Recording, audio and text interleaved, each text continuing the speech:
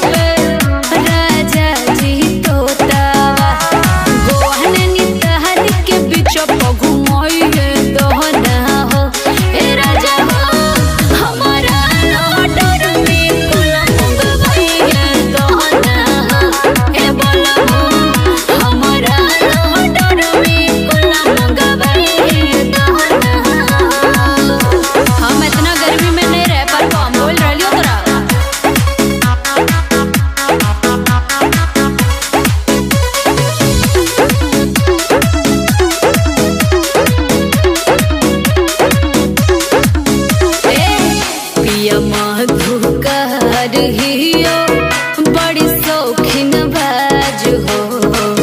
पंखा ना देल हो किन के बात मानो आज हो नहीं मन बने जा बात नहीं करबो पिया मधु कह रहियो बड़ी शौकीन बाज हो पंखा नहीं देल हो किन के बात मानो आज हो केहटी के सरधा गाज पुरही है दहना हो हे राजा हमारा ऑर्डर में कुला मंगवाई है दहना हो हे राजा हमारा ऑर्डर में कुला मंगवाई है दहना हो। हाँ तो सुनो नहीं लेबो न तो ई गर्मी में खाना पीना नहीं बनवे परबो बासी भात तो एक एक थारी गिलो।